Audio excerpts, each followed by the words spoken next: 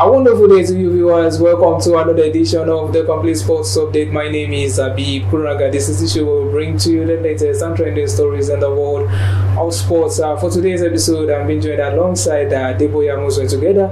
We shall be taking you through the rounds as far as proceedings in today's episode is concerned. Welcome to the show, boy.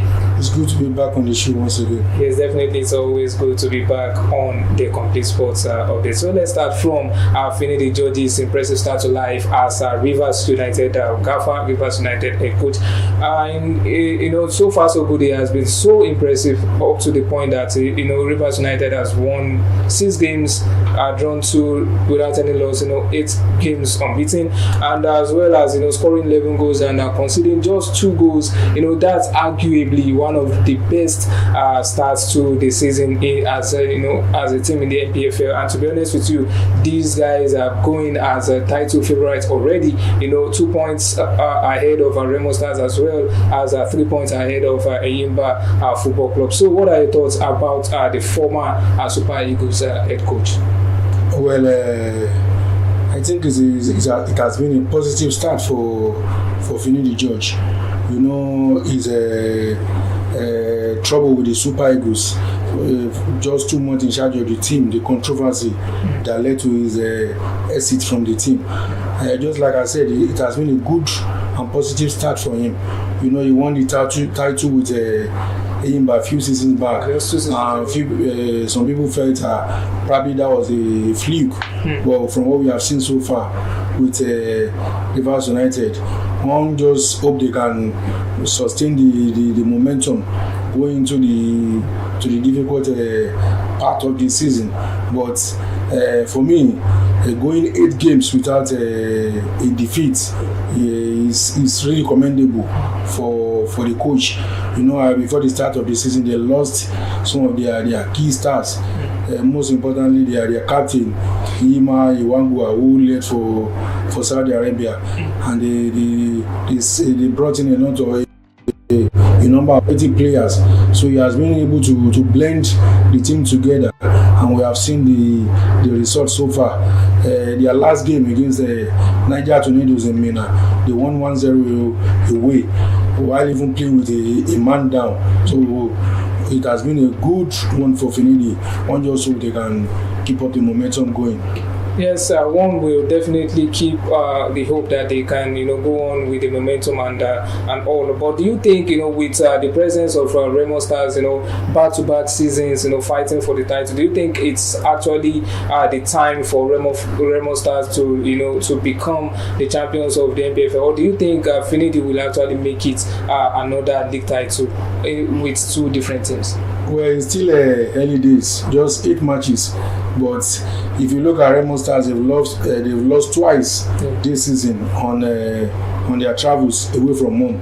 For Eyimba, I think for any team that want to win a title, especially the league, the league is a marathon.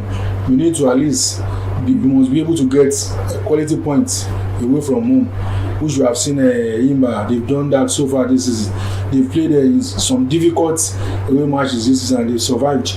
They played Shooting Stars away.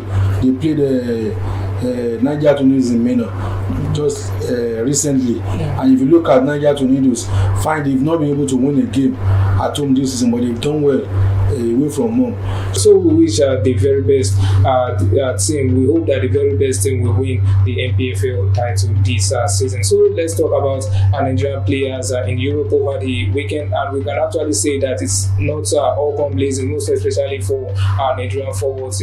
Victor Boniface, after losing penalty early on, he actually scored what proved to be the winner for Bayer Leverkusen in their 2-1 win over Wolfsburg. And also, we talk about Victor Osimhen's spectacular bicycle kick goal against Antalyaspor, where Galatasaray actually won 3-0. So we also talk about Ademola Lookman, who was also stopped off at halftime in Atalanta's 2-1 victory against Fiorentina. With the manager saying that he's kind of exhausted because of so many matches that the 27-year-old has actually played in. With so many other players also who have not really been in the nick of things. So what are your thoughts about Nigerian players' performance over the weekend? Well, I think quite a number of them did well, just like you said. Victor Boniface missed a penalty. He scored the winner again for his club.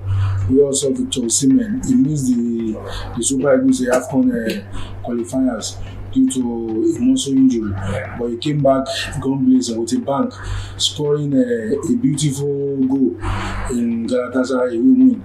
A goal that is probably in contention for the Puskas Award at the Ballon d'Or. So, it's always difficult it's not for Nigerian players alone, it's a general thing. Yeah. It's always difficult for players coming back from international break, long travels, jet lag, and the rest. So I think they will probably get back in the thick of things as the season progresses. Yeah, definitely they will get back into the thick of things as things are progressing. So let's talk about Victor Osimhen. He has actually had 7 goal contribution in 5 appearances for Galatasaray so far, and so many people, pundits have been saying that Victor Osimhen, opinions have been divided. Let me just put it that way. That some are actually on the fence that he should seek a move away from Galatasaray come January. Some are actually saying he should continue with Galatasaray even if he should sign a permanent transfer with the Turkish giant. So what what will be your stand as regards to Victor Osimhen? What kind of advice will you give Victor Osimhen if you probably be one of his advisors or his agents? Should he sign a permanent deal with Galatasaray or seek a move to a top club? Because definitely you want to win the Premier League title, the La Liga, the Spanish La Liga, the UEFA Champions League, and also what do you have to say about Victor Osimhen? Do you think he should seek a move away from Galatasaray, even though it's actually a temporary stint? Well, that would be for his representative to decide, probably at the end of the season. But Osimhen, he has already said it. He has a dream of playing in the Premier League.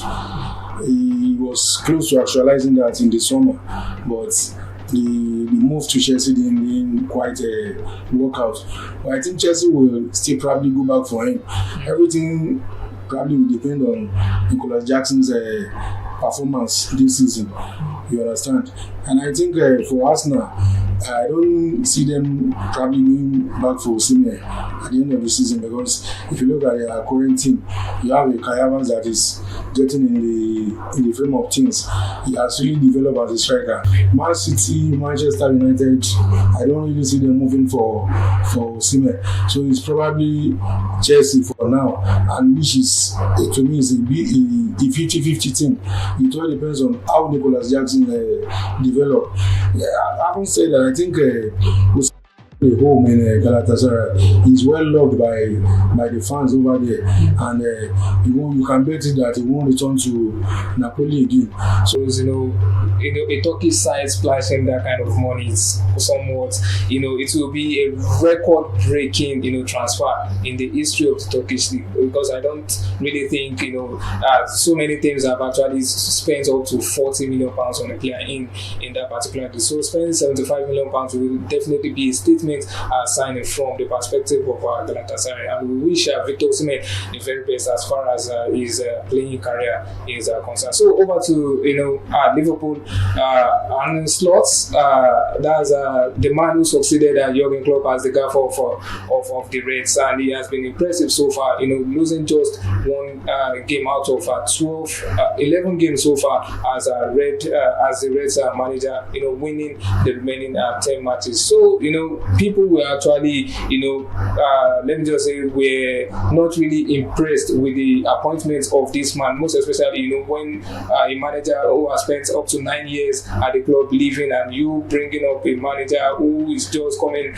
who is relatively new to management, and coming from a Feyenoord in the Eredivisie, you definitely want to, speak about the appointment that, you signing a particular manager who doesn't really have that much experience in top flight, and now he has actually proved that wrong. So what do you have to say about Arne Slot's appointment so far?